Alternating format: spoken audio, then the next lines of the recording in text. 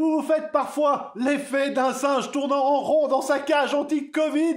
Nous aussi, bienvenue sur Aimons l'info. La pêche de fond au chalut en haute mer ne détruit pas seulement la majeure partie des espèces qu'elle attrape dans ses filets, mais libère également des quantités faramineuses de carbone, jusqu'ici piégées depuis des millénaires au fond des océans. Une étude publiée dans le magazine Nature affirme même que l'ensemble de cette pêche au niveau mondial produit autant de CO2 en une année que l'ensemble du trafic aérien. La solution, tout simplement arrêter de pêcher avec cette technique. Mais il y a comme ça des choses dont on n'arrive pas à se débarrasser. C'est le cas aussi par exemple de Donald Trump. L'ancien président américain sera en effet le sujet central de plus d'une trentaine de livres revenant sur ses 4 ans de présidence. Monsieur Trump aurait d'ailleurs déjà accepté une douzaine d'interviews qu'il donne dans son fief de Mar-a-Lago en Floride. De grandes plumes du New York Times et du Washington Post font partie du lot, ce qui laisse présager d'ouvrages révélant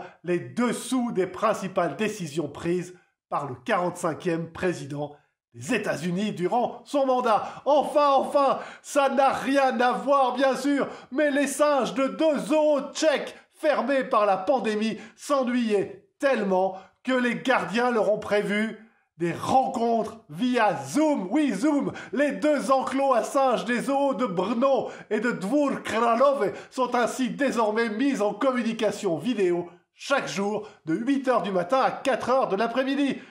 Comme ils ont besoin de stimulation intellectuelle, ça leur fait beaucoup de bien, assure leur gardien. Bien sûr, toute comparaison avec ce que nous vivons actuellement est totalement exclue. Quant à vous, prenez bien soin de vous.